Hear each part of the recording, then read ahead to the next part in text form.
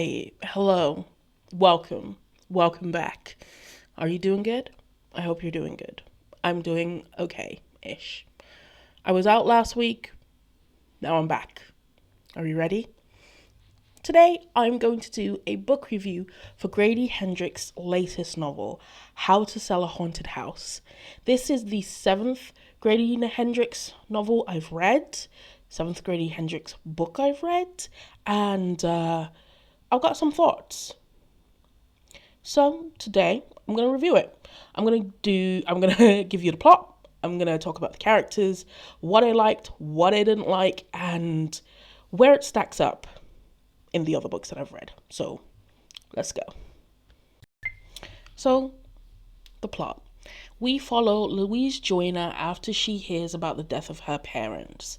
She decides to go home, her childhood home, in Mount Pleasant, Charleston, South Carolina, where she wants to help plan and take care of the affairs of her mom and dad. However, when she shows up, she arrives at her parents' house to find a removal service and her brother, Mark, whom she's estranged from. They don't get along at all. Very much brother sister sibling relationship, but a little bit further. Mark has cremated his parents and decided that he wants their final burial to be at sea. But Louise is like, you can't do that. They had a plan. They had a burial plot. They have a family burial plot. You can't do that. They get into a little bit of a fight and ends up at their aunt's house. And their aunt is not having it. She's not having it. They finally agree on something. Mark will plan the funeral. But because of the aunt, it's going to be a church funeral. Because, they love their Jesus. They are going to have a church funeral. That's what their parents want. They were religious people. That's what they're going to do. Mark, who was very much his mother's son, sets up a funeral that his mother would love. His mother was a puppeteer. She loved making puppets. She was very much in the theater, and she did a lot of ministry work with puppets.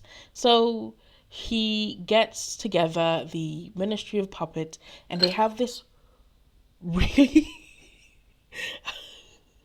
my my ice finally fell into the drink. Nice. They have this great funeral for the parents. They get the burial that they want. However, at the wake, Mark decides that he wants to know what's in the will. And unfortunately, it breeds a little bit of tension between Louise and her brother, because Louise was of the understanding that the her dad's will has her as main beneficiary, and she did not know that there was a little bit of a clause in her mother's will. And because her mother died last after her father, her mother's will overrides her father's will, and in her mother's will, Mark gets everything. He gets the house, he gets the money, he gets everything. And this upsets Louise, because Louise thinks of Mark as absolutely useless. He's kind of not got any direction in his life. At this point, we meet them. He's 37 and he works in a bar. Not that there's anything wrong with that, but to Louise, this doesn't really. He has no direction in his life. And because of that, Louise feels like And because she didn't have a good relationship with her mother in the first place, because her mother always took the side of her brother, she feels anger towards her parents because of this, specifically towards her mother. Louise, in her head, would have, if she had gotten her brother's, if she had gotten the will, the money from the will, she would have split it with her brother. But Mark is not interested. Not interested in splitting anything with his sister. In a letter given to her by her mother states that Mark needs more help than she does, which is bullshit. Sorry. She decides that Mark needs more help than she does, and whatever she understands that whatever Louise does in life, she will always land on her feet. So she's giving Mark more help. I'm sorry, sidebar, but that's kind of bullshit. I'm sorry. Look, look, parents. I can't tell you how much I dislike that, what's happening, okay? Maybe because of the way that my family is, we're very much taught either you sink, either you learn to walk or fly, or you sink or fall out the sky, okay? So if we have an inheritance, we are all getting an equal amount, okay? It don't matter if we excel at something more than others. It's just, it's just, we get equal everything, okay? Also, giving your useless child, the child that you deemed to be useless, all your money doesn't mean that they're going to spend it properly, okay? They are, because you pointed out they need more help, does not mean that they're going to use the money you give them wisely. You've just basically thrown away your inheritance when it could have been split between your kids and both of your kids could have been fine. You're basically rewarding one kid for not doing anything and leaving the child who is doing something and you brought up to be self-sufficient nothing. That's not love, parents. That's setting up your children for failure. I'm sorry. That's telling your child you love one more than the other and setting up the other child to not learn anything. Sorry. It's that. Disagree if you want, but that's what I think. Anyway, in the will, Mum does leave Louise her art collection, which includes a lot of puppets and some memorabilia, dioramas, I think. Dioramas, yes. And in order to stall her brother from selling the house and splashing away all of the inheritance money, Louise decides she is going to stall for as long as possible to see if she can find a loophole to stop this thing from happening. While in the house, however, something freaky starts happening. And after that, Louise kind of pieces out. She's like, you know what? This is not worth the aggro. I've got a daughter. I'm going home. So while they're taking care of this house, they discover something. Louise leaves. They go into the house again, and Louise, after they have another fight, Louise gets attacked by a puppet. And it's very distressing what happens with that puppet.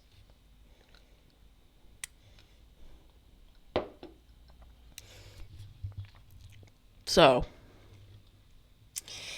Mark comes back. he reveals that he knows what the hell is going on in this house with what is happening, and he has all sorts of family secrets that he is about to expose to them. Okay.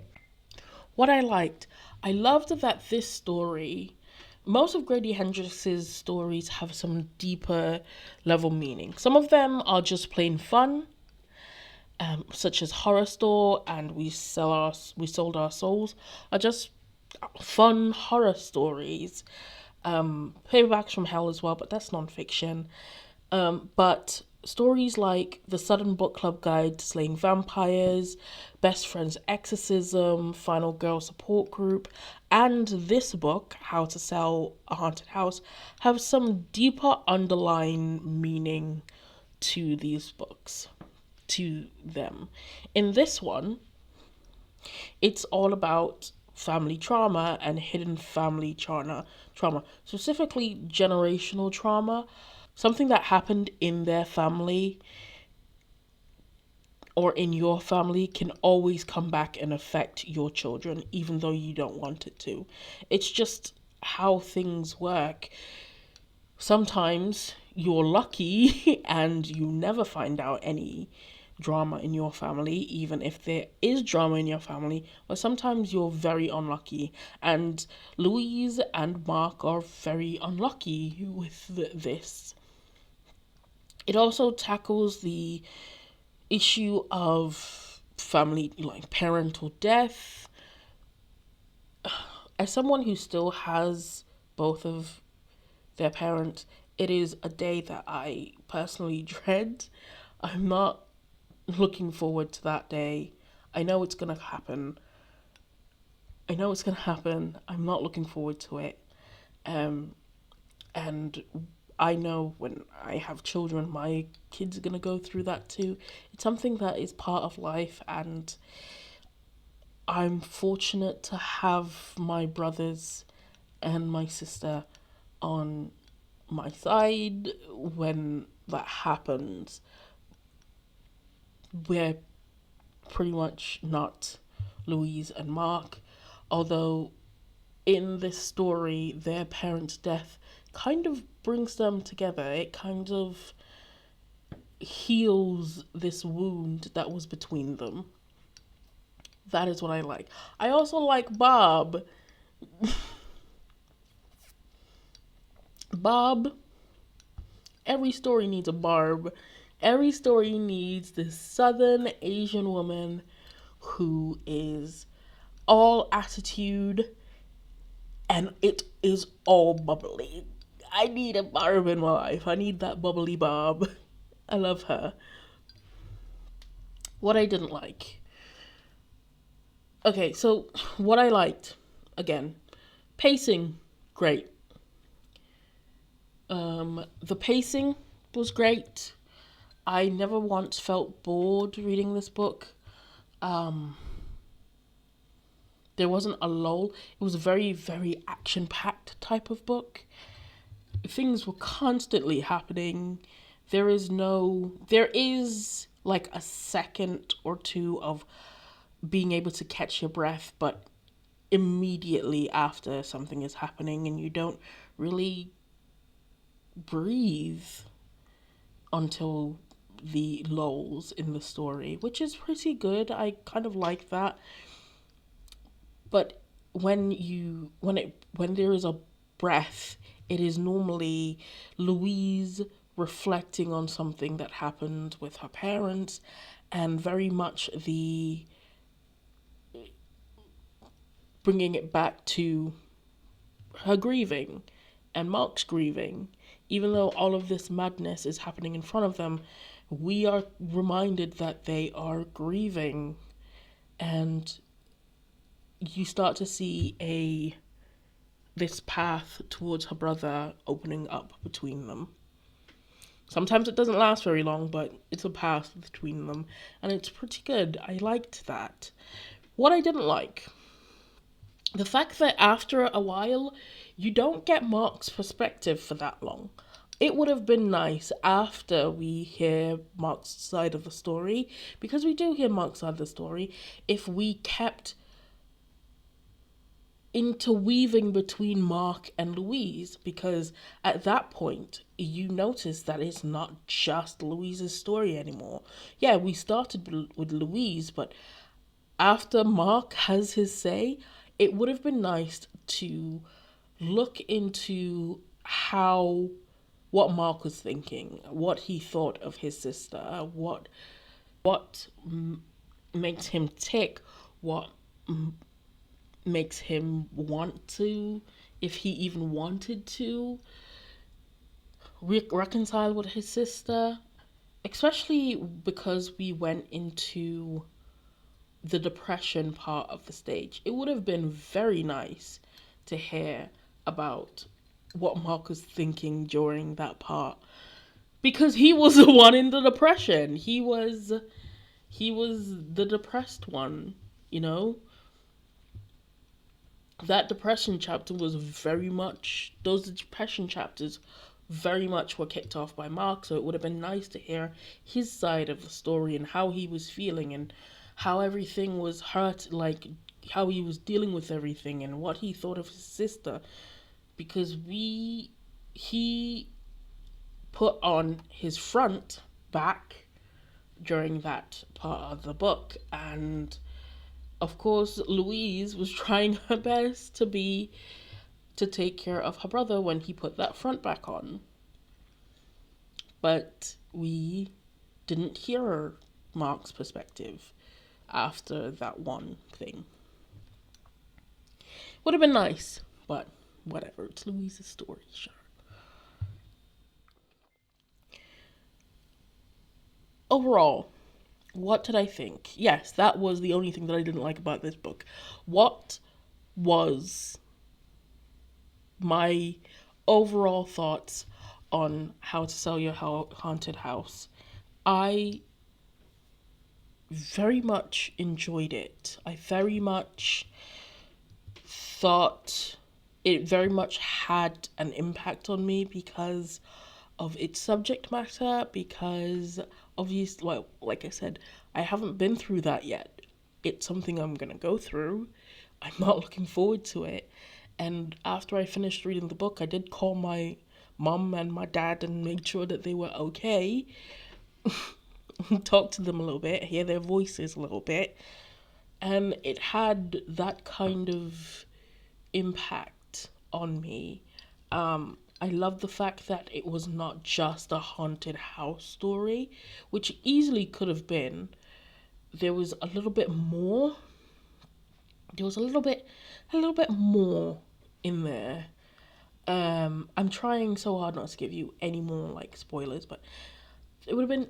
I liked that there was a lot more in there. I like that they think within the rankings of the books that I've read so far, that it is Paperbacks from Hell, my number one, purely because it is a nice, condensed look through the history of horror from the 70s and 80s, and you can't replace that. That's history. Horror Store, because that's just dumb fun. Dumb fun in an IKEA. Dumb fun.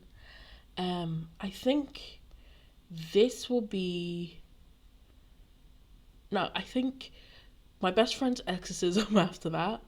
That again was fun, but it also had an underlining message. Then, How to Sell Your Haunted House. That's my fourth book. I really like it. Then, Final Girl Support Group. Maybe alongside Southern Book Club Guide to Slaying Vampires, because that also had a good message. That also had like a important message to it. And finally, We Sold Our Souls. I wasn't a huge fan, even though I do like the music. I was just not a huge fan of that. So, overall, what is my rating for how we se- how to sell a haunted house? It's a 5 for me. I really enjoyed it. I knew it was a 5 um when it before it even ended, when it took its turn into what to being something a little deeper than what it actually initially was. And yeah, I that's it. It's my third, fourth favorite Grady Hendrix novel. Yeah.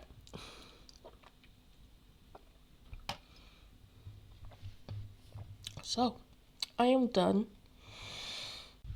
As always, tack så mycket för att du tittade. Hoppas har en bra dag. Hej då och nasinati.